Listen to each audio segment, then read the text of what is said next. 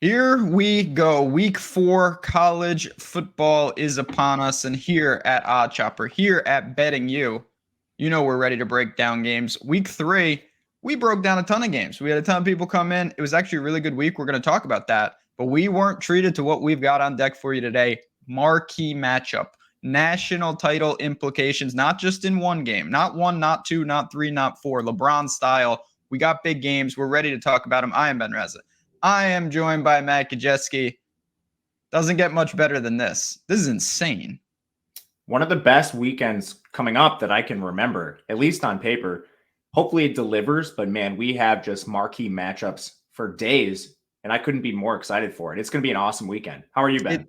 I'm good. Yeah, I mean, we're coming off. I was actually pretty happy with week 3. I want to ask you a little about that before we dive into just every marquee matchup. If you're watching, listening on podcast form, wherever you're getting your information, appreciate you guys. Hit that like button. If you're not subscribed, be part of this community. But I was actually, I got through Missouri.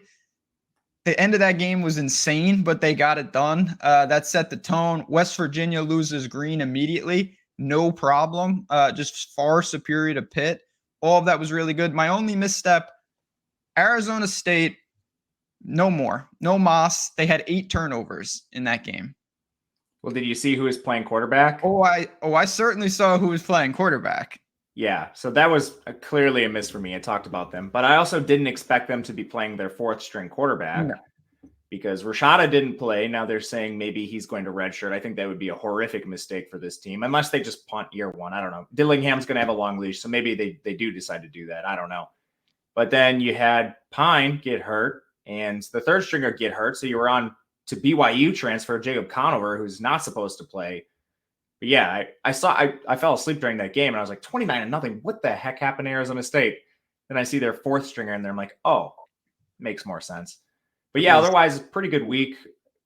I don't really have too many takeaways. The couple things we were looking for was Mississippi State going to throw against LSU. They tried to. They threw a ton immediately. Turns out they're just overmatched by LSU. Luckily, I had the over in that game, so they did just enough, and LSU was able to overpower Mississippi State to get the total. The rest of the way there, Washington rolled Michigan State. I thought that was pretty expected. Colorado over came in. I've seen a lot of people complaining about this, that it took overtime. There were so many turnovers in that game, and the team's moving the ball at will. Honestly, you were lucky it had to come down to overtime. That should have came in like the 3rd quarter. And otherwise, yeah, I think Drew Aller, he had a pretty questionable day against Illinois. Illinois' best defensive showing so far this year. Penn State's still able to cover the number because Luke Altmaier getting benched and having 5 turnovers himself. But that'll be interesting to watch with Penn State down the road. That was kind of my biggest takeaway moving forward with at least the elite teams. Can Drew Aller get it done against some of the elite competition in the Big Ten East? Because I am holding some futures there. Yeah, and we're going to find out a little more about that in this very episode. Let's get to it because these are, again, as big of matchups as we can get. It's going to be nonstop. And here we go. Bringing up the board. First up on the docket, Florida State. That could have been in the recap. Florida State, I don't really know what happened there. They start slow. That happens. You're up in Boston College. There's emotion, blah, blah, blah. Then they took a 3-touchdown lead, and then they almost lost again. Just awful. They were so fortunate that Travis didn't get seriously injured. Now they hit the road, Death Valley, 2.5-point spread, 55-point total. What do you make in this big-time ACC matchup? Yeah, last week was like the ultimate look-ahead spot. Yes. Honestly, I bet Florida State on Monday, and then I hedged out of it like immediately when I saw the weather stuff. So I was very lucky to not take like a massive L there because I did like them in that game. But yeah, I think they just got scared when Travis got hurt and took a completely vanilla approach to the game. And Boston College almost clipped him at the end. But ultimately, Florida State, the better team. Boston College honestly averaged 6.1 yards per play. That was more than Florida State, which is a bit surprising. But again, like super vanilla game plan. Like he and Coleman didn't even have a catch in that game. You're not going to see that here against Clemson. No. But to dive into this, it's kind of sitting between numbers I was looking for on both sides. I was willing to play Florida State if it was close to a pick 'em, willing to play Clemson if this got to 3 or beyond, really looking for a 3.5. It's been parked firmly in the middle of that, making it an increasingly difficult game to bet. There's positives and negatives to both of these teams. Florida State has the elite offense, and Clemson has an elite defense. With that said, I'm not sure how Clemson's going to be able to stop Johnny Wilson, their 6'7" receiver. Keon Coleman, when they're not taking a vanilla approach to game plans, has been awesome to start the year. Travis escaped without an injury. He's probably a little banged up here, but they definitely need him to play here. And then I think you're going to see some offensive linemen return for this Florida State team. Maurice Smith and Robert Scott have both been injured here. On the defensive side, Akeem Dent missed a lot of that he missed all of the Boston College game. But I still have questions with Florida State's defense. They looked really good against LSU at times, but a lot of the lack of scoring on the LSU side came down to LSU turning the ball over on downs at the 1 yard line, turnovers, just shooting themselves in the foot. They probably were going to give up around 40 points to that LSU team if LSU just didn't hurt themselves. And then you see them come out and allow basically a running back playing quarterback in Boston College and Tom Castellanos to just dice up this team. He had 95 yards rushing against a Florida State defense. And that's really where I want to highlight with this. Florida State's had problems defending the run this year, which really surprised me. I like the players, Jared Verse, Patrick Payton, Braden Fisk, Josh Farmer, Fabian Lovett. They're deep on the defensive line. And I thought this unit was going to be much better. And for whatever reason, they have not stood up to this. Daniels gashed him. He rushed 15 times, 64 yards. Excuse me, he actually had a little more than that. This is a unit that has been gashed by rushing quarterbacks. I'm not sure if Clemson can exploit that. They have offensive problems. I mean, we're talking about Klubnik looking pretty bad to start the year, and he doesn't really have the weapons. I was hopeful players like Antonio Williams would take a step forward. They have not. You lost Cole Turner for the year at wide receiver. Walker Parks has been injured on the offensive line. He should return. But yeah, man, I mean, there's questions on both sides. I'm not sure, and that's why I was looking for better numbers on both sides of this. Did you take a side? I didn't. Seems like a pretty efficient number. If I did take a side, think I would have to roll with Florida State, but I really respect Clemson at home. I know the Duke loss was bad. Just don't know exactly what type of game. I actually wanted to ask you, because again, we're going to go through all the marquee games. Not everyone's going to have a great bet attached to them. I did want to ask you, though, about the total, 55. Do you think this is a methodical attack? Do you think Clemson controls and maybe this is played in the 20s? Or do you think it can get up and down a little more? I didn't have any play in the total either. It's tough. Clemson's playing fast. They're 28th in pace. Florida State's slow, 116th. Some of that product of playing some bad teams recently. But, I mean, like Cade Klubnik has been really bad to start this year and has not been capable of orchestrating an offense. He only has 3 big-time throws, 5 turnover-worthy plays. That's a metric charted by Pro Football Focus. The 5 turnover-worthy plays indicates he should have 5 turnovers in the year. He only has 2. So defense is doing him some favors. He is not as mobile as the other quarterbacks that have beaten up on Florida State. Castellanos and Jaden Daniels, both way more mobile than him. Clemson's O-line hasn't been fantastic. 25.5% pressure rate. We talked about Florida State's D-line. Can they finally get something going against a middling Clemson offensive line? I don't know. And then on the other side, like Clemson's defense has been solid this year. We expected that. They returned a ton of production. Part of the reason they lost that game was just bad tackling against Riley Leonard. Like Leonard had 98 rushing yards. He had 59 of those after contact. And I'm sure you watched that game on primetime. He was stopped in the backfield on that long touchdown run.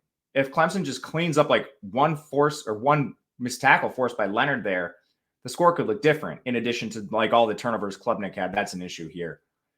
I don't know. Like when you have a turnover prone quarterback like Klubnik, this could go both ways. You could have good drives that stall out because of an interception. You could also throw an interception at your own 25 and immediately give Travis a scoring opportunity. It's probably going to be a stay away for me unless this gets to 3. And it looks like that's more likely than, like it going towards 0. And again, it's a number play for me. I would look at Florida State around a pick 'em. I would bet Clemson around 3. I think this is somewhere in between there. And unfortunately, the books have lined this pretty efficiently. No doubt about it. Like I said, the first of many marquee games. If you follow me on Twitter at JazzRazDFS, Matt _Gajewski as well, by the way, you have seen for weeks I've been complaining and yelling that the generational wealth spot is going to be upon us in week 4. And what would that spot have been it would have been the next game we're going to talk about. It would have been Oregon and Colorado. A lot of people probably would have disagreed, but I was adamant that this would have been an absolute double, triple smash spot if Colorado could have covered that number last week. They did not. This spread has ballooned. The look ahead just last week was 14. Now it's up to 21. It's crossed in some spots. Travis Hunter out. Colorado State gave them all they could handle. What do we do here? Or do we just take over 71.5 and call it a day? That's definitely something you can do. I was curious about this line. For as much attention as Colorado's gotten, I think some of it's good and some of it's bad from a betting perspective. Because, I mean, it's not just people with, 5-leg parlays throwing Colorado on there's the last leg of their $5 parlay, but it's like sharp bettors too. This narrative has been out there for weeks, really since the TCU game. Like, all right, Colorado's better than we expected, but they're not exactly playing top tier talent. TCU is the best team they faced. Nebraska and Colorado State, I don't think all that highly of. So in the market, people have been waiting for this fade opportunity. I've been hearing about this fade opportunity for 2 weeks now.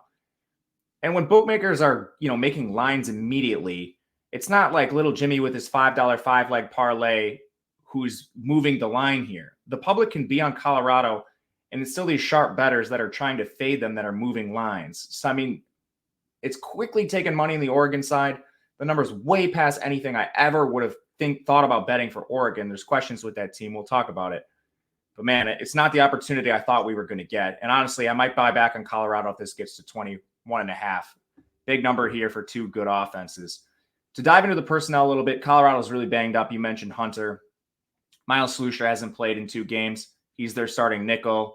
You've also had Carter Stoutmeyer out, another defensive back. On the offensive line, they missed Van Wells last week. He's been injured. I'm not sure if they'll return him.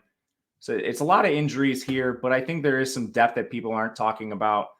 At wide receiver, you have plenty of it, and they actually started using a tight end last week, but Javon Antonio might return. You have Tarvarish Dawson at receiver to help fill the void what Hunter leaves. It's on defense where I think you mainly see the drop-off with Hunter. Hopefully they can get Slusher back, Stoutmeyer back.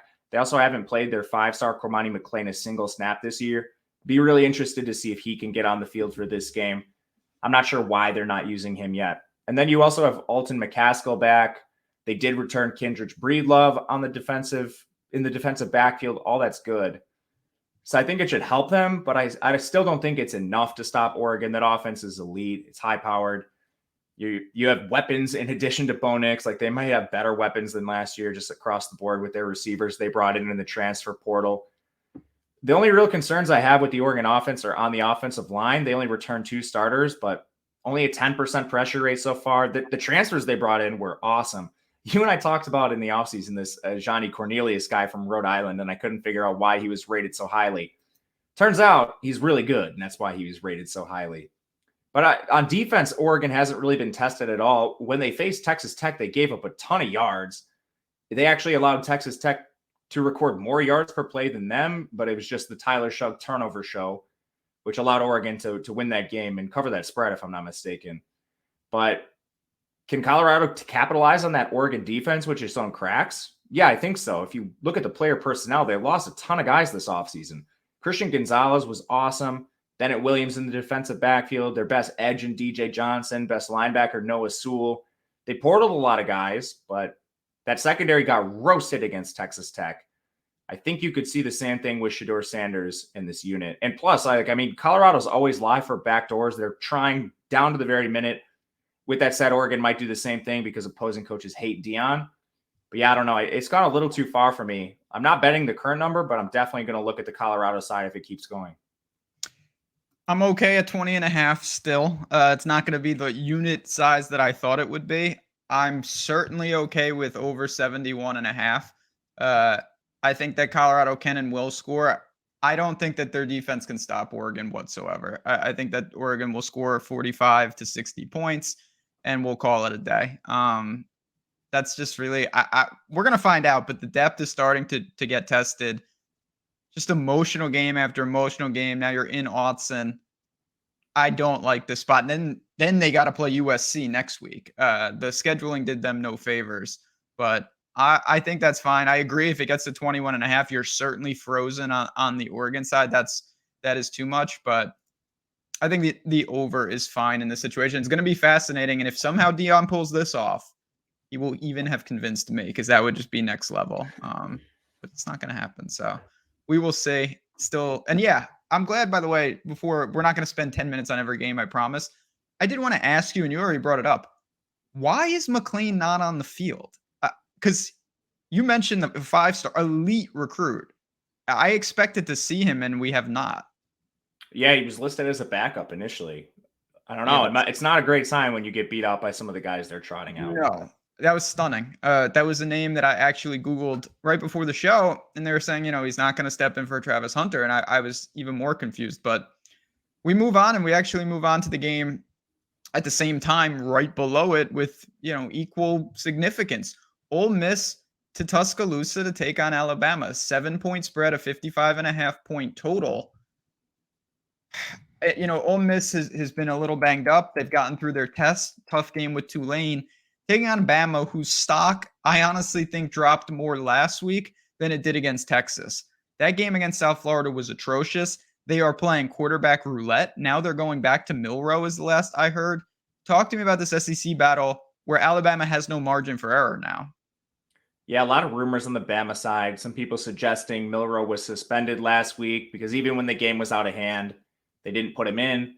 Other people suggesting it was Saban trying to make a point to Tommy Rees that Milroe is better than Buckner and Ty Simpson, so he just let those guys fail repeatedly in the game. I don't know. You also have rumors that they changed defensive play calling. Saban came right out and kind of nixed that, saying USF plays at the speed of light. Who does play at the speed of light? They're first in pace. But he was basically saying we needed more guys involved to help get the plays in quick enough. I don't know. Just a lot of questions here with Bama. I was surprised to see some buyback on this team. Ole Miss took money early. Bama took some late. And I think it's all narrative driven. I mean, like, people see the offensive line calling players only meetings, and I don't understand what they really see in that. Does that fix the on-field problems? Maybe you could argue some of what happened last week against USF was motivation. The team did look very flat, but I mean, I can't quantify that. And I don't think having a players only meeting fixes it. To dive into the Bama problems, I think it goes beyond quarterback. And Milroe is by far their best option at quarterback. Yes. The change in quarterback last week was absolutely laughable. Milroe can actually run the ball. Like, Buckner and Ty Simpson can't do anything. And I thought Buckner would play better. So, I mean, shows what Milroe's really done in this offense. And he has not been bad as a passer. The offensive line has done him no favors. We're talking about a pressure rate up at 39%. They played Texas, which is a lot better than some other teams in the country, so this will normalize a bit, but we're talking about a below-average offensive line. Alabama needs to figure this out. Their secondary's gotten cooked. I mean, part of it is because you're playing a freshman in Caleb Downs, who probably develops into an awesome player, but he got cooked for 118 yards in that game. They're taking advantage of linebackers in coverage, like Deontay Lawson got cooked by Jatavian Sanders. There's a lot of questions with this team, and it's not just quarterback. They've already had to bench their running back, Jason McClellan, for being awful. And I think they should do that. Roydell Williams is better. But all this to say, I mean, I don't think a players only meeting is going to fix a multitude of problems across your roster. And I thought the elite recruits would be able to fix it. They haven't been able to. Ole Miss is kind of in the opposite situation. They've had questions to start the year, mainly due to injury. Haven't had their wide receiver one, Zachary Franklin, their tight end one, Caden Prescorn. Trey Harris missed last week. One of their backup tight ends, Hudson Wolf, has been out. All those guys are practicing ahead of Bama. That's bad news for a secondary that's shown cracks. You have your entire defense healthy. They're deep. You're getting guys like Suntrain Perkins, 5-stars, playing rotational roles. It's the deepest Ole Miss defense we've had in the Lane Kiffin era. That's going to give this Alabama offensive line problems. I can't believe this is hovering around 7. I think money lines are viable here. And I mean, this isn't an overreaction. You and I had Ole Miss as our sleeper from the SEC this offseason. Dart's played better than I thought. Now he'll get a full complement of weapons. Defense vastly improved. Offensive line only allowing a 22% pressure rate. And Dart's awesome. He's only taken 1 sack, even with that pressure rate, largely because he's super mobile. But I actually dove into his stats under pressure. 67% completion, 12.2 yards per attempt. He's hanging in there, and he's delivering when he's even being pressured. that doesn't even consider like Judkins at running back, played through an injury last week. He should be ready to go here. I love this Ole Miss team, and I love the way they match up against the current rendition of Bama. I'm with you. I think that, listen, you can't just say ignore the names. I know it plays into it, but if you do and you're looking at these numbers, Bama's got issues all over the place. And Ole Miss, that defense is much stronger. I'm confident about Dart, even on the road. Judkins, we know what he can do. Lane knows what he's doing. He'll be aggressive. 55.5 point total feels about right. 7, even with slightly more juice, I'm completely fine with it. You mentioned money lines. It's 230 on DraftKings. Shop that around oddchopper.com. I'm actually going to talk about Oddchopper in just a second, but this does feel like, of course, if Ole Miss wins, people can and will and probably should call it an upset, but I think we may look back and say that it really wasn't if Bama really falls apart this year. You mentioned one really key thing here. Lane Kiffin's aggressiveness. And that's why I don't hate money line plays. Like if they get in fourth down situations, Kiffin's going for it. Led the country in fourth downs, attempts, that is. I don't know about conversions, but the offense is awesome, so I wouldn't be worried about that. But he is hyper aggressive. Hyper aggressive, and you need that. I like that style. He will go for it. And that's the kind of stuff you need to win these type of big time games. We definitely wanted to mention that. I also did want to mention, I've been pulling up Oddchopper during the show just to give you a look at the shopping aspect of it. This is just one small part of what we've got going on. But if you actually want plays and picks and you want to take it to the next level, bankroll tracker, all that type of stuff, it's all available with Oddchopper. Again, link is below here. College sports, NFL, of course, NBA are, I think, our best sport. Let the markets do the work for you. Let our tools do the work for you. Again, and we've got that 70% off that first month. Promo code Let's Go. Link in the description. So if you're serious about taking it to the next level, even if you're just wondering, come in for like $1 a day and see what you think. If it's not for you, it's not for you. Totally respect that. But I really love what we're building there, and I wanted to give it a special shout out. We'll make sure we'll get that incorporated into the show as well. But we got a ton more games to get to, including going back out. Not the game, because Colorado and Oregon, I think, definitely is more important. But UCLA and Utah are on the schedule. A Utah team that's definitely shown something early in the season. It's a 4.5 point spread, a 51 point total. Can UCLA and kind of their youth movement handle this situation, or are they a little overmatched here? This is a really tough one to handicap. It starts with Rising, who's practicing, and I think there's a pretty good chance he plays in this game. I've actually been pretty impressed with what Utah's done without him. They are 3-0. I did not think they were going to do that, but I think that speaks more to, the talent profile of Baylor right now. And Florida had opportunities to win that game. I mean, you just can't give up bombs really early in the game and get yourself in the situation where you need to play from behind with Mertz. But, I mean, they still gave up a ton of yards to Mertz. He threw for over 300. I don't think that's particularly good. The backup for Baylor threw for 218. This team has defensive questions. And I don't think it's just in coverage here where, they lost Phillips, their premier corner from last year. The defense still ranks 107th in run defense. You're going to hear a lot of narratives about how good this Utah defensive line is. They haven't played anybody who can run the ball yet. Florida got down immediately in that game, so they didn't really even have the opportunity. Baylor can't run. Weber State's an FCS school. We'll see how they stack up here against UCLA, who I think can, with Dante Moore and Carson Steele, are pretty deep on the offensive line. It's at least a question in my mind. What I will say is getting Cam Rising back is probably worth like 5 points to the spread. He's among the most impactful quarterbacks in the country. And they've run a neutered offense without him. Nate Johnson can't throw. Their coach Whittingham came right out and said they're working with about like half the playbook without him.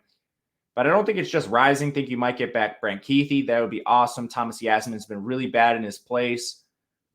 I don't know. It's really tough to back because of the Rising stuff. What I will say is UCLA has been very impressive to start the year with Dante Moore. And I mean, you can look at some of their box scores, like against Coastal, 27-13. The only reason that wasn't worse is because they played Garbers for part of the game. Dante Moore diced up that defense. They haven't been tested. I mean, San Diego State's not going to test you. And then they played at an FCS school. But they've done what they're supposed to do against that competition. O-line might be an issue against better teams, 29% pressure rate. I think they've looked fine so far, but we don't know what that'll look like against Utah. Again, I don't love the defensive line on the other side. Just a lot of questions for two teams in a game with a tight spread here, and a spread that I think might move a ton if you get the right Rising news.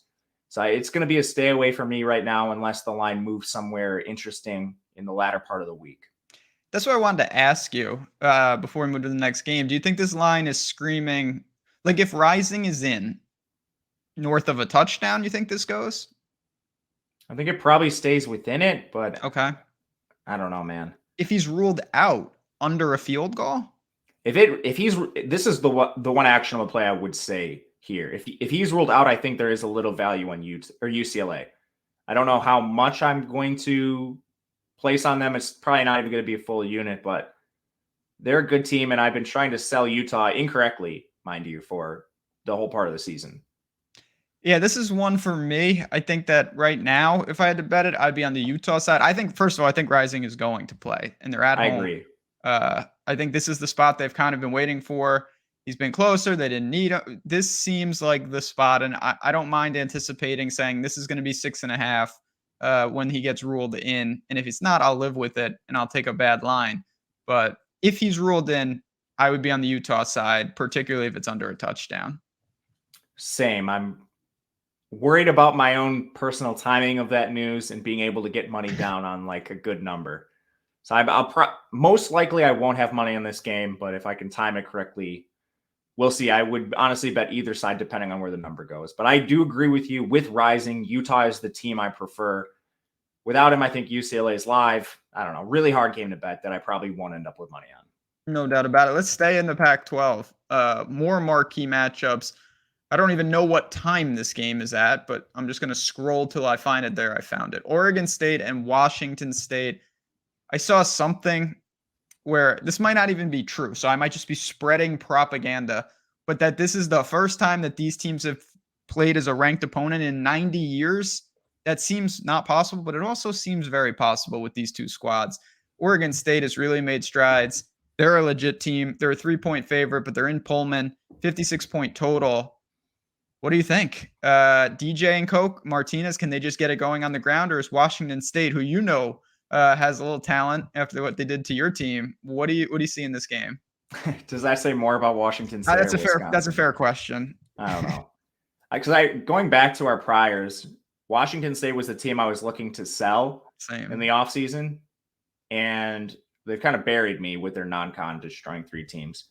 They'll need to get wrecked in conference play for that to come through, but they do exploit one weakness, or I guess not necessarily a weakness, a question on the Oregon State defense. Oregon State lost a lot in their secondary this offseason.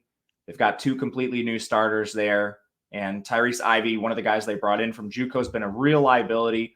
Washington State's going to run pure air raid, and you've been seeing Cam Ward play extremely well to start the year. 72.5% completion, 9.1 yards per attempt.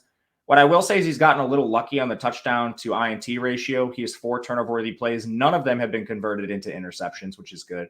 But the offensive line's protecting him very well, 17% pressure rate. And they've got a decent strength of schedule, Colorado State and Wisconsin on there. So it's not like they've just been facing complete weak teams overall.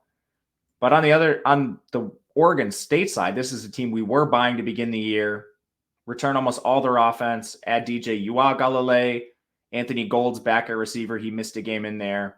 Love Damian Martinez in the offensive line. They're going to run the ball right down your throat.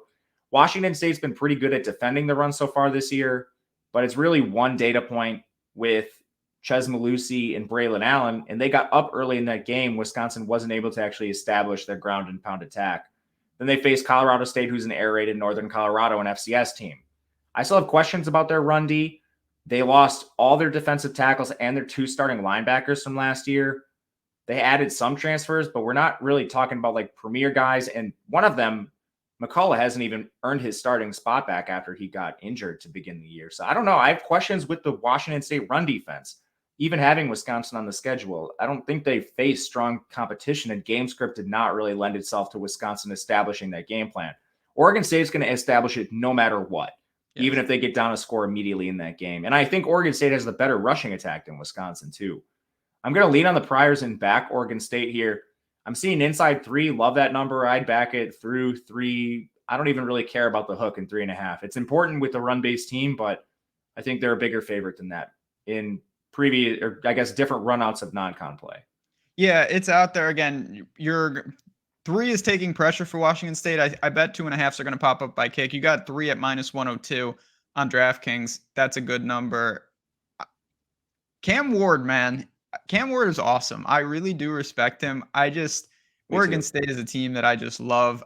Now, they are one of the bigger home road split teams in the country. They cannot be beat in Corvallis. It's almost impossible. And when they go on the road, it's not nearly as effective.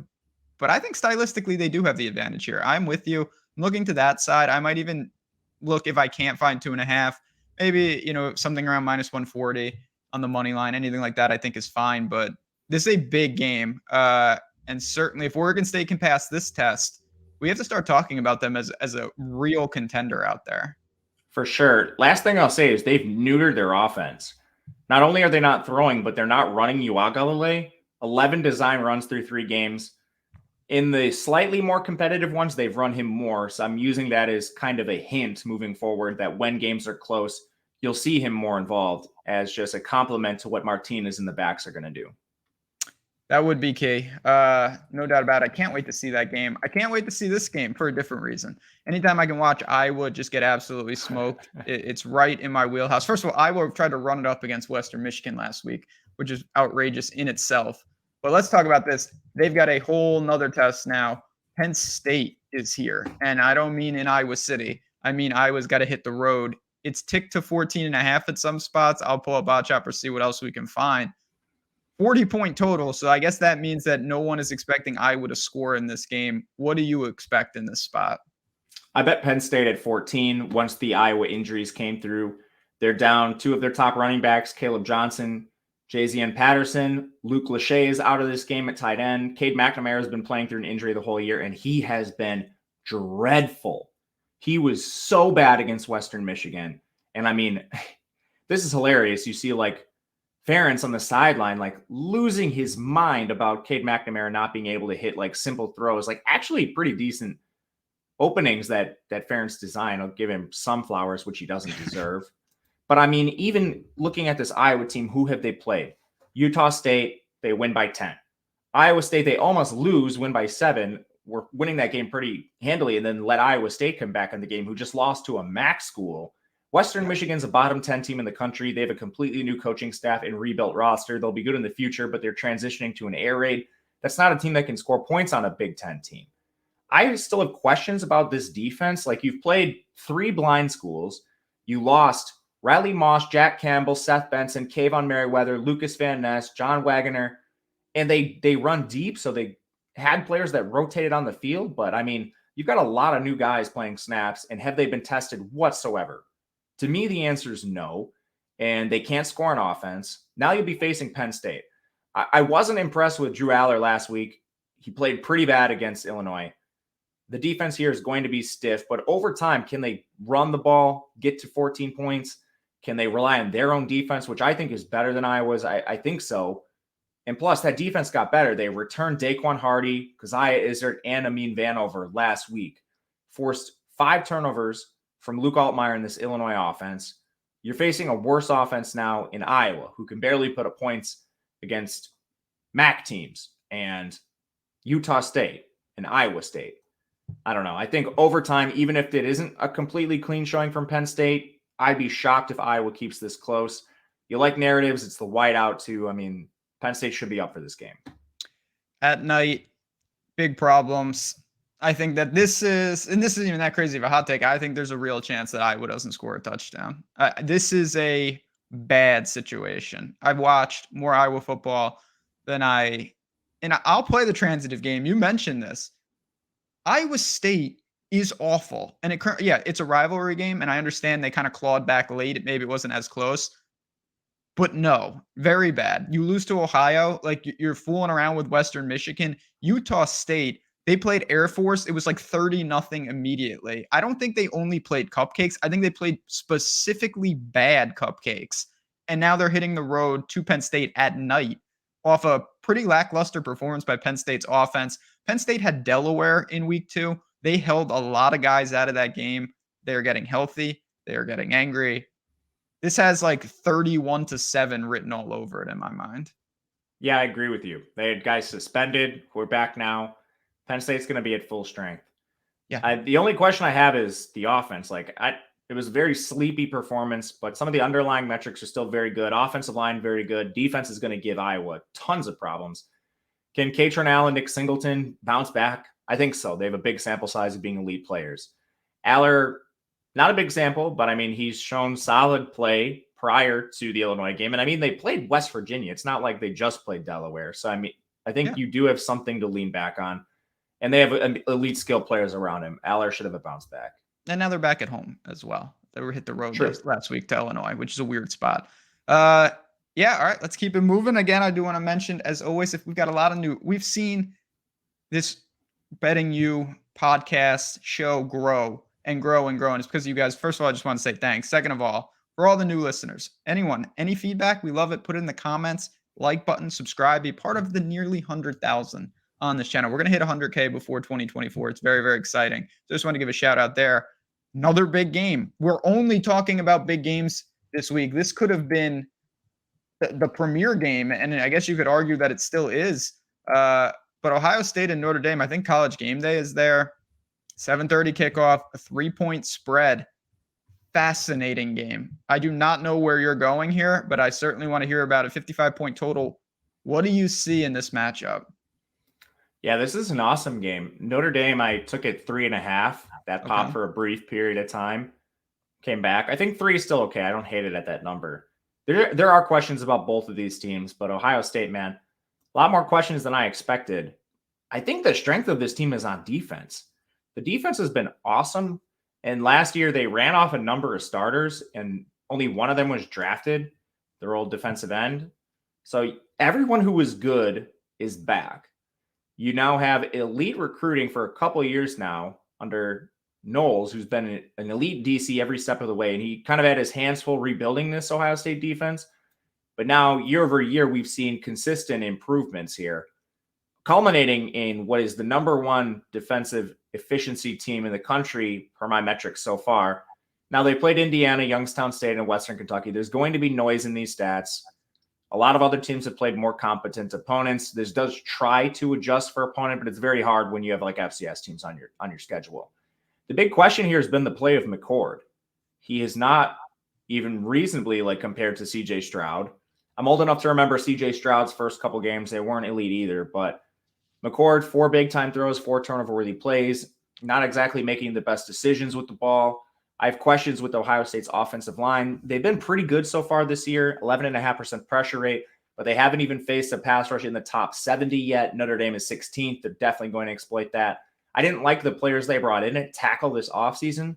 Lost 3 starters, and they weren't comfortable enough with the guys on their roster who were elite recruits. I don't know why that is, but not comfortable enough. They had to go out and pluck Josh Simmons from San Diego State, who wasn't good at San Diego State. He just started there. Seems like they're putting a Band-Aid over a much bigger wound on the offensive line. I'm interested to see what that mismatch looks like and how McCord handles pressure, because he's going to be facing more of it than he's faced all year long. With that said, if he can even just deliver the ball to Marvin Harrison, Emeka Ibuka, Fleming, Henderson, Mayan Williams, he should just let these skill position players do what they do on their own and keep the offense simple. Try to avoid the pressure of Notre Dame by getting the ball out fast. They haven't done that, so I don't know if they're going to. Just a question. Notre Dame's played pretty weak competition. They faced a weaker version of NC State, but they've answered every one of their questions. They held some guys out last week, especially on defense, to get fully healthy for this game. Hartman's awesome. I think he's the better quarterback in the game. Skill position players, it might be closer than you think, especially at running back. Audric Estime has been very good, and he's playing behind a better offensive line than what Ohio State has. They're also getting some pretty good play out of the young receivers. Like Jaden Greathouse continues to play more. He's a 4-star freshman for this team. And then Notre Dame's been pretty good on defense. I will say the weakness is coverage. That's terrifying against Marvin Harrison, Emeka Ibuka.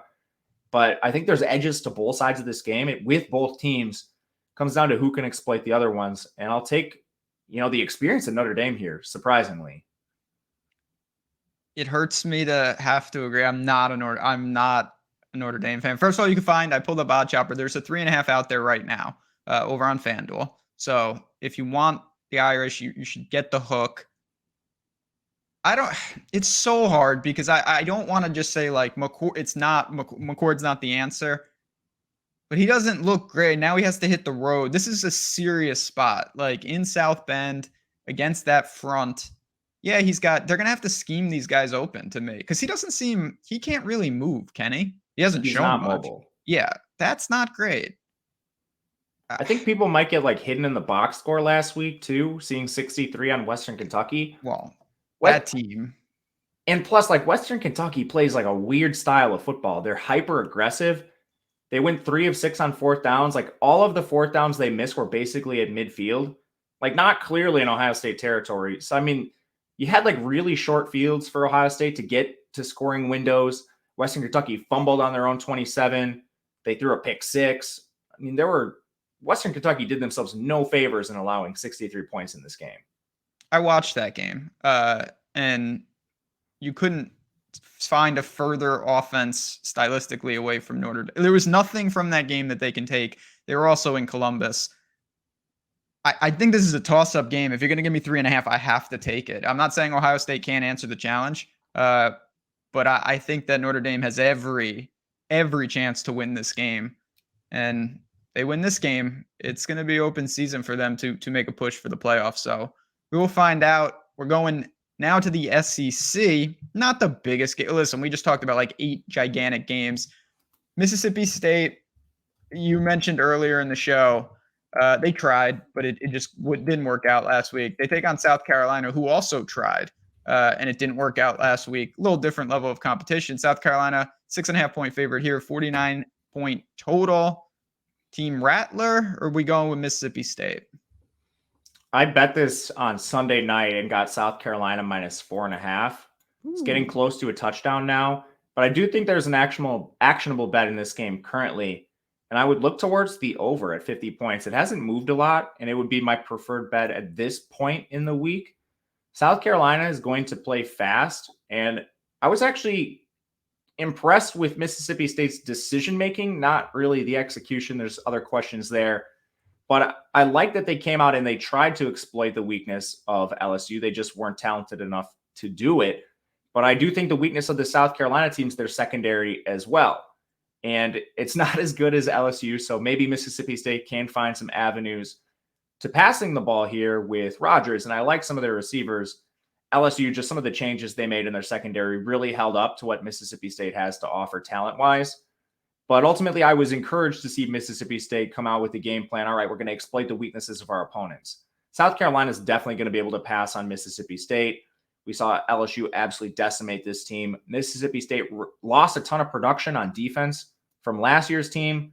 They allowed Jaden Delora to carve them up. Would have lost that game if it hadn't been for the Delora turnovers that we know and love. Rattler's going to be able to do that. He's been able to stand in the pocket through a lot of pressure and deliver to receivers, even when guys have been injured. Antwain Wells is not going to play in this game. He's barely played this year, but Xavier Legette has really stepped up. You might be getting Amari and Brown back, who's questionable in the game. I'm actually impressed with what some of their youth has done at wide receiver, and not impressed with the Mississippi State defense. Conversely, I do think Mississippi State will have more opportunities to score than they did against LSU, backing their receivers. And plus, I mean, you have outs to this with both teams being fast. Mississippi State is basically league average in pace. They're 71st. South Carolina is 8th in pace. So I think you have outs to the over here as well. Current number, I would rather play the over, but if you force me to take a side, I would play South Carolina. I already have them just at a number that's gone. Yeah, it's still inside a touchdown. And again, you can find the total 49 at minus 108 on the board right now. So ooh, love that. Yeah, I get it. And you mentioned pace-wise, Rattler, I've been pretty impressed. Oh, also, Mississippi State's down one of their starting safeties for the first half. You got a targeting late in their last game. Sean Preston. There you go. Even more. Yeah, I think we see this one the same way. South Carolina at home, actually think they're a pretty good parlay piece. If you want to go money line parlay style, just shop the odds. I really see them winning this game large majority of the time, and I don't mind that overcall. That's one that I hadn't really looked to, but I'm on board with that. All right, let's keep it moving. Again, got a lot of games to get to, and we're getting through them. If there's anything we missed, you let us know. I'll tell you about some of the deals going on in the industry as well in just a second. But I want to ask you about, I looked at this, and maybe I'm still wrong, but I'm pretty confident this isn't a non-con game anymore. And I'm talking about UCF and Kansas State. I can't get used to these conferences. I don't know what's going on. I did watch Kansas State play last week. As I mentioned to you, they were in the drunk Missouri game, one of the crazier endings. Did you see the end of that game? Yes, it was wild. Wild. Now they come back home. What'd you say? Nothing. I was going to comment on Drinkwitz should be fired, but keep going. We've opened the wormhole now. I have never seen a team in my life take a delay a game, not only in that situation, but they didn't even have guys out on the field. I don't know what exactly they were doing. It was like they thought they called timeout, but they didn't. They spiked the ball. UCF now has to go to Manhattan. They're not crazy underdogs, but they're 5-point underdog, 53-point total. Can Plumlee and co cause enough problems, or does Kansas State rebound immediately? I took Kansas State minus 5.5. It got kind of bit by injuries. Plumlee's out of this game for UCF, which I think is an enormous loss. I didn't even know that. He is one of the most important signal callers to a team. And they lost their backup. Mikey Keene's gone. They're now turning to Timmy McClain, who I don't think particularly high of. He got beaten out at South Florida and then transitioned over to Central Florida to be the backup here. He's played cupcakes. We saw him play Villanova, so I don't think we can take anything away from that game. They also have some injuries across the board here. Bula Schmidt's been hurt. Ricky Barber on the defensive line, to Jordan Mask at corner. They all sat out against Nova, so maybe they're back here. You could be seeing this just precautionary. I don't know. But I do think this quarterback loss is huge. So right away, I took Kansas State with this in mind. And then yesterday, in the middle of the day, after the line had ballooned beyond 7, we get news that Will Howard's questionable. And you could tell he was questionable if you watched the game against Missouri. He was playing hurt and he was playing through with a limp. But I think this is still bettable on the Kansas State side, because if Howard plays, we already saw where the line is going. It's up at like 7.5 points against a John Rice Plumlee-less UCF team. And I actually don't think we're talking about a huge drop-off at quarterback. First of all, the Kansas State offense doesn't ask the quarterback position to do a ton. They run the ball very well, and they're deep at running back, so you're going to see Trayshawn Ward being out here, but they still have Giddens. Like, this is a deep position at running back. They actually have good receivers, and they've had for a couple of years now, like Brooks and Johnson and Sanat at tight end. These are good players. And their backup, Avery Johnson, I believe is his name. He's a true freshman, but this is one of the best recruits in program history. He's the 85th recruit in this class, and he's a dual threat signal caller. So right away, you kind of have like the Nate Johnson Utah effect, where maybe you shrink your playbook, but you can run things that are easy for him, like zone reads, and maybe you run more quarterback option stuff. He's not a pure pocket statue where you're reliant on him like reading defenses downfield. So I think Avery Johnson isn't quite as big of a drop-off as maybe the books are indicating. Like, this is an elite player, one of the best in program history. I'm actually very curious to see what he has to offer. And then last thing here, I think Christian Duffy is going to be back. He's one of your best offensive line, and they've struggled replacing him. Putting Taylor Poitier on the bench would be a very good thing for this Kansas offensive line. Still think there's a lot of ways to back this. I like Kansas State here. Yeah, I mean, again, I watched the Missouri game, and you could definitely tell Howard was feeling it. He was banged up, but they brought in that other quarterback who's running all over the place. So I get it. What the hell happened to Plumlee? Was that Boise State? Got hurt or in the Villanova? He's a lower body injury. He's supposed to be out 3 to 4 weeks. Well, that's unfortunate for them. And yeah, you mentioned Mikey Keene. I got to see him up close and personal last week as I turned on Arizona State and their 8 turnovers. They could have used him, but he's not there. Yeah, I like Kansas State. Disciplined team back at home. UCF, their identity is kind of taken away without Plumlee. I'm going to tell you on this. I think this is fine. No play on the total, 53. Just thinking about it, I guess I'd go under, but I'm not going to bet that. Agreed. We're in agreement there. All right. We're going, I don't really know where we're going per se geography-wise. We're going to Pennsylvania. I can tell you that much. Pittsburgh, North Carolina. We'll start with North Carolina before I start making fun of Pittsburgh. You know, this is a team I can't with Pittsburgh. North Carolina's obviously got Drake May. They know what's going on. 7.5 point road favorite, taking on Pittsburgh, who was just awful. Again, they caught a huge break. Green goes down for West Virginia. Pittsburgh, you had mentioned the O-line struggles. You had mentioned Jerkovich. I don't know what he was doing. I'm not I don't think he's terrible by any stretch, but he was not good last week. I don't know what to make of Pittsburgh, but I have certainly not been impressed with what they're putting on the field lately. Yeah, me either. And you mentioned the O-line struggles they've had. They just had their best O-lineman get hurt last week. Matt Goncalves, I think is how you say his name. I don't actually know. And they replaced him with the freshman, BJ Williams, who was utterly atrocious. Maybe he'll be better. He's just a freshman, but that was a huge drop off. They also had previously benched Jake Collier. But hey, you mentioned it with Jerkovich. He has a 47% completion percentage, same amount of big time throws as turnover worthy plays. He does run a little bit, but prior to losing their best offensive lineman, this offensive line was allowing a 33% pressure rate. I'm horrified to see where this goes without him if he misses this game. They got beat by a weak Cincinnati team who just lost to a MAC school. They lost to West Virginia on their backup quarterback. I like the backup quarterback for what it's worth. He's a high recruit, but I mean, he's still not ready to play. And for whatever reason, books keep underrating North Carolina. They covered against Minnesota last week. Really, their only slip-up was against App State, who gives them trouble every year for whatever reason. But I bet North Carolina in the App State game. I knew there was volatility going in. App State was playing their backup signal caller, who looked really good in a small sample in week one, but I was willing to, take the gamble. All right, what does he look like against North Carolina in a full game? Turns out he's actually really good. So App State may have found something in their previous backup quarterback. Regardless, they come out and wax Minnesota, who's a decent team, wax South Carolina in week one. Pass rush is significantly improved here. Secondary still has concerns.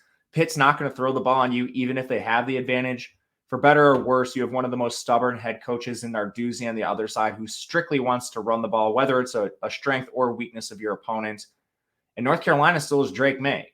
They got back McCollum at receiver. They just absolutely force-fed him targets. Could not be stopped by the Minnesota secondary.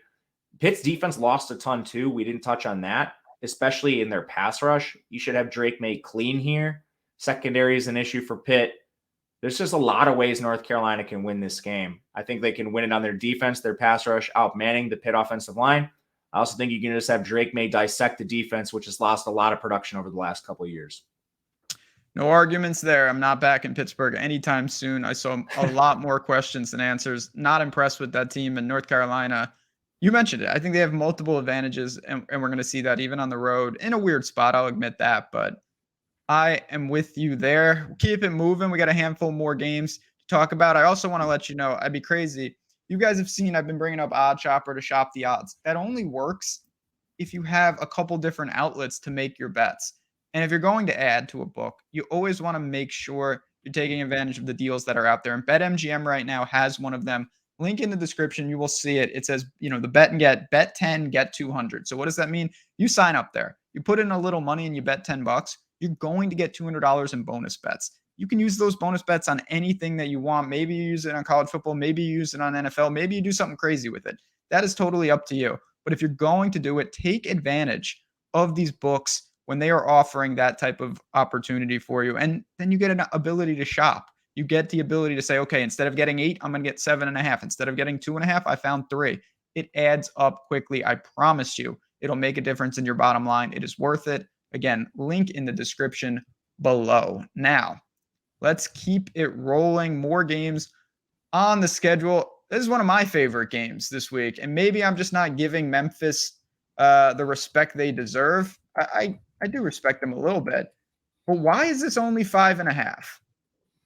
It's because Brady Cook was listed questionable yesterday. Sadly, this is another one similar to Kansas State where I bet this on Sunday. The line is, what did I get this at? I didn't buy out of it, so that tells you what I think about Memphis. I got it at 5.5. It's almost identical to the Kansas State game.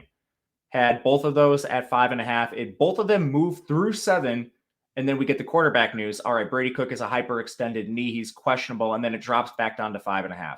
So same exact thing as Kansas State. If Brady Cook plays in this game, you already saw where the line was going. So there's value in that regard because he's questionable. He's not out, and he finished the game. I think we're just talking about soreness here and players being cautious. Maybe they do hold him out because Memphis isn't particularly good, but I think Brady Cook plays. If he doesn't, you have an elite backup behind him in Sam Horn. Similar to Kansas State, this is a top 100 recruit, one of the highest recruits in Missouri quarterback history. And he's a hyper athlete. Like, this is a guy who plays baseball for Missouri. Sam Horn is a good player. And I think with an offense in Missouri that doesn't ask the quarterback to do a ton, this is an offense that can still function with a backup. You have Luther Burden, Theo Weiss, a pretty good run game, an offensive line that returned 4 starters. Horn has some mobility. And then you can also fall back on your defense, which is the strength of Missouri's team. It's even better than their offense. And it's highlighted by an elite secondary, which is matching up against what Memphis tries to do. They're a pseudo-air raid team that throws the ball a ton right into the strength of this Missouri defense. So even with the Brady Cook potential injury here, I'm still back in Missouri. Memphis is a team I have not been buying. Wasn't betting them against Navy last week. They look terrible. I'm going to short them here and back the SEC team, who continues to be underrated.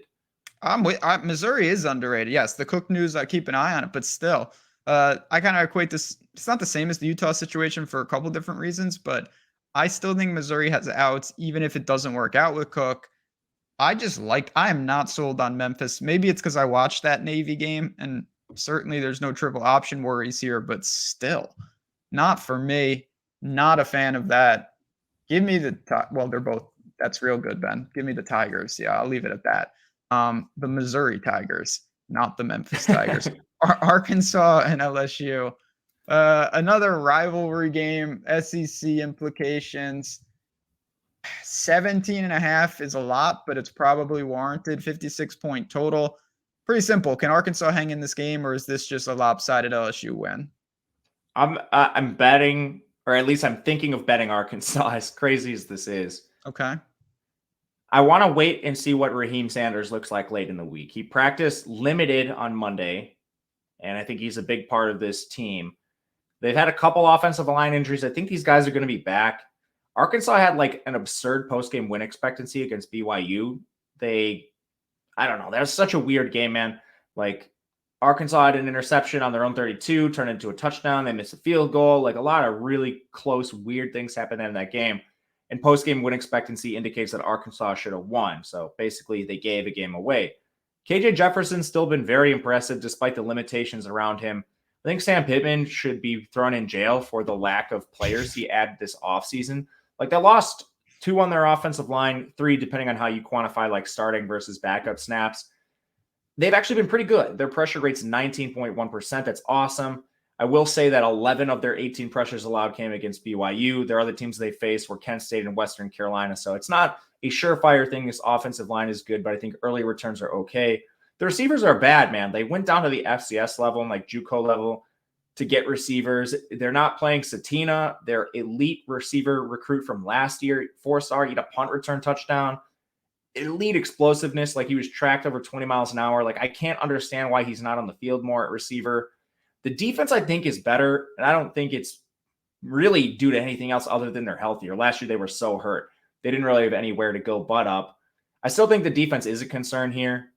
They possibly didn't allow a ton of production to BYU, just 4.9 yards per play, which is good for giving up 38 points. They beat themselves in that game. So I don't know. The defense is somewhat better, but I don't think they can hang with LSU. LSU is beaten up on every defense they faced this year. LSU, I think, is going to get back Omar Speights. They've got some guys on defense that are going to come back. They lost Greg Brooks, which is a problem.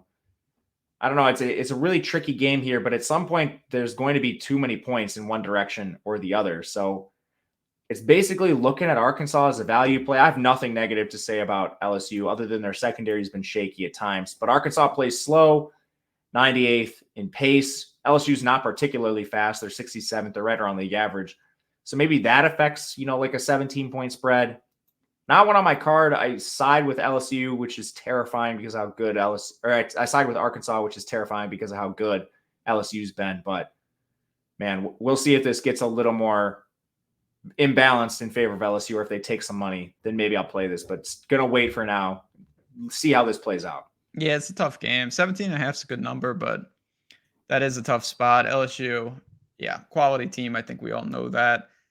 Not the same situation, but, more SEC teams, A&M, they got some ways to go. Miami really exposed them, but they're back in College Station now, and Auburn comes in, an Auburn team that I don't think anyone is taking seriously, in the West, nor should they, honestly. 7.5-point spread here, 52.5-point total. What do we do here? Where is A&M at? And is Auburn a team that can actually take down teams like that this year? I think they can when they're fully healthy. They're a transfer portal team almost entirely, recruiting really well, but obviously you're one of few frees. It's going to take some time. They're really hurt. I think I'm going to play Auburn, or at least like have my finger on the trigger when we start getting some of this news come in. Saturday morning, you're going to see Auburn is good reporting, so you'll know this. Is Cam Stutz playing? Is Xavier Miller playing? Keontae Scott is not going to play, but do they get back Nehemiah Pritchett and Donovan Kaufman in the secondary? They've got a lot of injuries. And if some of these guys return, I do think they're the value side of this proposition. If they're out, it's just going to be a pure stay away for me. Peyton Thorne's actually looked pretty decent for this team. He has double the amount of big-time throws compared to turnover-worthy plays. Offensive line's been pretty good for Auburn for it being a complete transfer job. And I think they have some pretty decent skill position players. Jarquez Hunter's back for this team, giving them some juice in the run game. I think there are some positives as long as you're not down 2 starting offensive linemen and 2 DBs. A&M, it's kind of what we expected coming from the offseason. The biggest question with them is how big of a talent jump how big of a jump could they make talent-wise? They were outside the top 100 on defense, really in every major statistical category, and they've made jumps. They're 71st now, but that's kind of what we thought. We were like, is this team really a top 5 unit after being 100th last year? Like, they didn't add anybody. They still have all of their defensive questions they did last year. The offense is the strength of this team. They're getting really good play out of Evan Stewart, Noah Thomas, who should be back here. I actually like what Wegman's done. He's pretty good efficiency numbers, double the amount of big-time throws, turnover-worthy plays. The biggest question on offense has been this O-line. They've gotten absolutely wrecked by some opponents, 32% pressure rate, which is a major concern here. I don't know. Risky game. I think Auburn has the talent to play with them and cover 7.5 at full strength. Yeah, I don't know what to make of A&M. Again, when you just look, because we're only in week 4. You've got a pretty bad loss to Miami, not in quality, they just were outplayed in that game. Louisiana, Monroe, and New Mexico, like, you just don't know. They're obviously somewhere in the middle of those 3. I think this is probably the fairest test that they've gotten so far.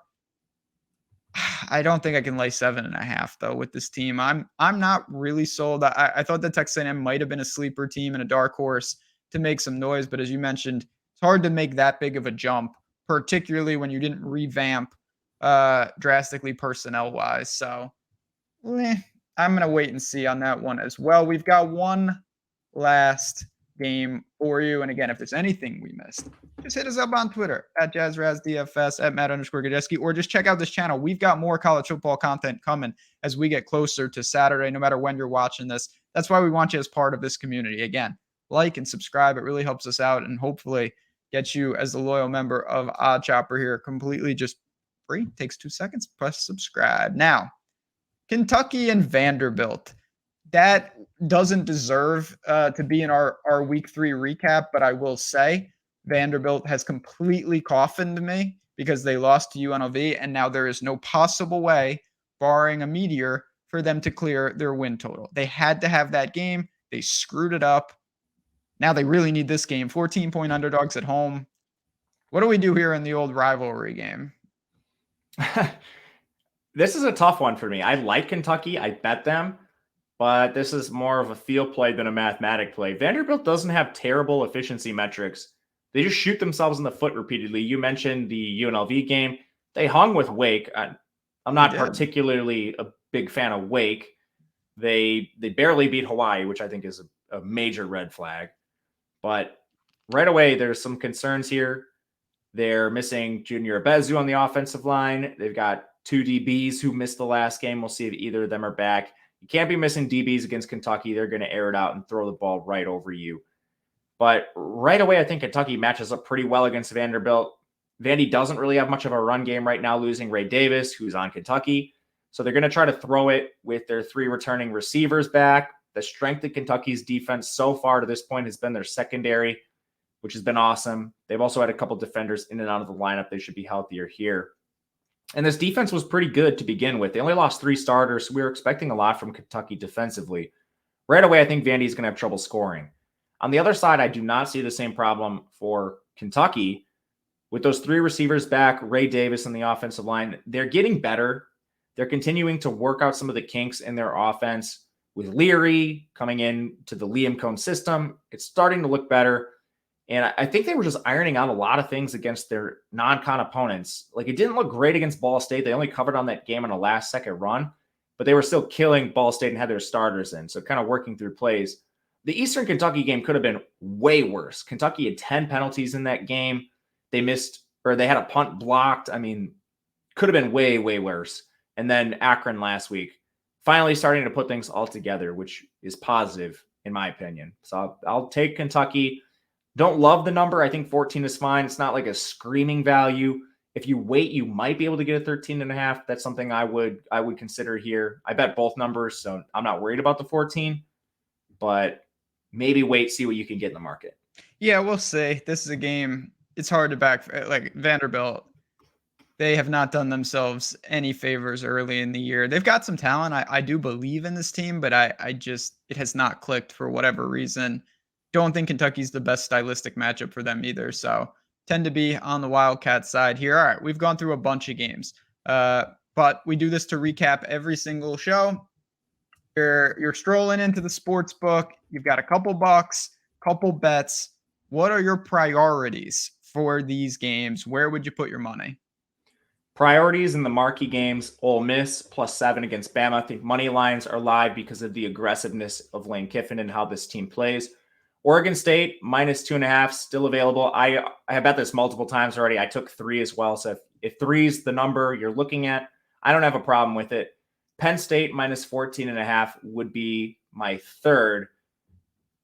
I'll let you go first, and then I'll give you the other plays that I actually took in these games too. But if I were ranking them, these would be my top 3. Yeah, that's one. Certainly the Penn State game, I'm definitely on board with. I want so badly to put Missouri in here. I'm a little freaked out with what's going on with Cook, but I'm going to throw in Kansas State. I just think, you explained kind of the QB situation there. I think that they are more equipped to handle that. They're back at home inside a touchdown. I feel pretty good there. And I'm going to give you one more. I'm going to put, I do think that you can go to Oregon. I'm fine with that, but I'm going to put the over for that game. I know it's going to be a very public play. I don't care. I just think that there's no way that Oregon doesn't do the lion's share of scoring. And with that will come ample opportunities for Colorado to match them, and they will at times. It just won't be enough. Yeah, I like that one too. I'm going to look at the over myself and probably play it after the show. I play Colorado beyond 21, but I'm not touching the game otherwise. For other games I bet that just weren't in the top 3, I did take Notre Dame +3.5. I have the over in the South Carolina game. Think 49 is completely fine. Actually like that number. It's better than what I took at 49.5. I'm with you on Kansas State and Missouri. I think both backups are fine. I'm willing to play this. And you already saw where the line's going to go if your starters play. You will end up with closing line value if Cook plays, if Howard plays. I like North Carolina -6.5 through 7.5. I don't really have a problem with that. And then I did take Kentucky. It's a great slate of games. We're so excited to see them. I know you guys are as well, but just stay tuned. More info will come out. We will have best bet breakdowns for every, there's games Thursday and Friday, and certainly on Saturday, I'll have a parlay video up as well. I hope you enjoyed this, whether you're watching on YouTube, listening on podcasts, maybe this is available in some other mysterious way that I don't even know about. That would be pretty sweet as well. But thanks again for tuning in. We love doing this show each and every week, and your guys' support means the world. Let's cash some tickets for week 4. We'll do it again next week. For me, for Matt, and for all of us here at Odd Chopper, good luck. Enjoy the great slate of games, and we'll talk to you guys soon.